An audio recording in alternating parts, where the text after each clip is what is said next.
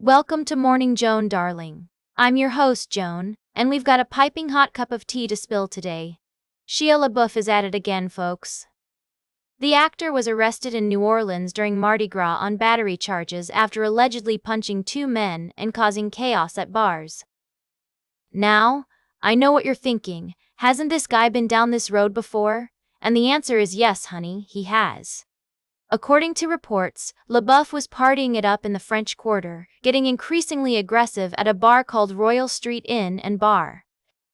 The bar manager tried to escort him out, but LaBeouf allegedly tried to hit him. Then, he punched one male patron who was helping the bar manager, and for good measure, he punched another man in the nose. I mean, what is going on with this guy? Now, LaBeouf has been open about his struggles with sobriety in the past, and he's even credited fellow actors like Mel Gibson and Sean Penn for their help. But it seems like he still hasn't gotten his act together. And let's not forget, he's also been accused of sexual battery, assault, and infliction of emotional distress by his ex-girlfriend FKA Twigs. LaBeouf has denied all allegations, but the fact remains that this guy has some serious issues. So, the question is, should we be giving Shia LaBeouf another chance? Or is it time for him to take a long, hard look in the mirror and get his life together? Let us know what you think, darling. We'll be discussing this more after the break. We'll be right back with more tea on Morning Joan. Welcome back to Morning Joan, darlings. I hope you're all feeling refreshed and ready for our next segment. Now, let's talk about something that's been missing from our lives, a good old-fashioned heist movie. You know, the kind where the stars shine bright, the dialogue is witty, and the tension builds up to a thrilling conclusion. Well, I've got just the thing for you, Crime 201, starring the dashing Chris Hemsworth, the talented Halle Berry, and the always excellent Mark Ruffalo. Can we talk about how much I adore a well-made entertainment? I mean, this film is like a breath of fresh air, reminding us that sometimes, all we need is a good story, engaging characters, and a dash of style. And let's not forget the city of Los Angeles, which is practically a character in its own right. The way the movie captures its many textures, from taco stands to billionaire mansions, is just divine. Now, I know what you're thinking. Joan, what's the plot? Well, my dears, it's all about three solitary characters, each at a personal crossroads. There's Davis, the virtuoso jewel thief, with a penchant for Steve McQueen. Lou, the rumpled and brainy detective trying to solve the case. And Sharon, the charming insurance broker struggling to find her place in the world. As their paths intersect, they must confront the broken reality of their world and decide whether to break free from their own personal codes. I must say, the cast is absolute perfection.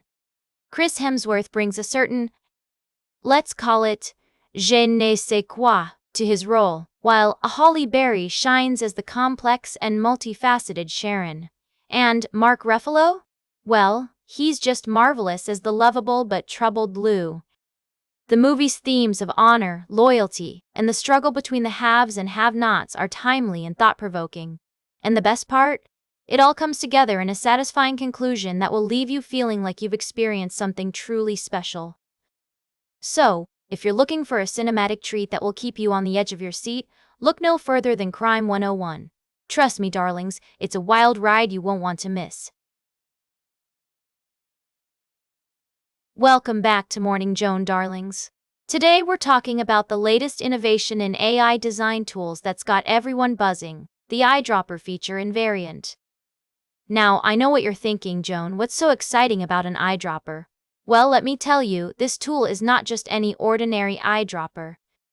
It allows designers to click on one AI-generated interface and inject its aesthetic DNA, think typography, spatial relationships, and color palettes, into another.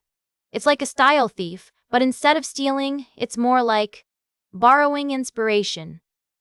Now, I have to say, the idea of vibe coding and text-based imprecision has always left me a bit unnerved. I mean, can you imagine trying to describe a stunning outfit to someone using only words? Oh, darling, it's got a mix of avant-garde and chic, with a dash of sophistication and a pinch of whimsy. Yeah, good luck with that. That's why I love that Variant is taking a step in the right direction by introducing a tool that allows for direct manipulation.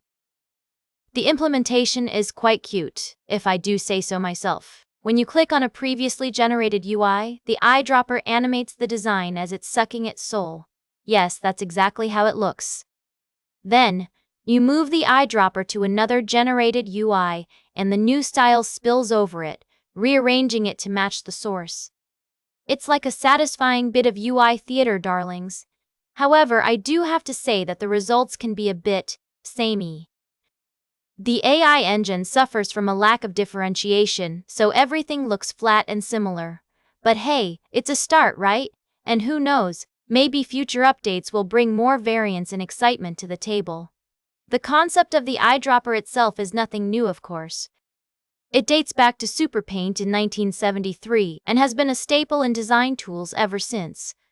But what I love about Variant's take on it is that it's trying to bring this powerful metaphor into the AI age. It's all about giving designers more control and precision when working with generative AI. So, to all you designers out there, I say, let's give Variant a round of applause for taking a step in the right direction. And to the developers, I say, more of this, please. We need interfaces that allow for direct manipulation, not just crossing our fingers and hoping for the best. That's all for today's Morning Joan. Remember to like, share, and subscribe, and until next time, stay fabulous.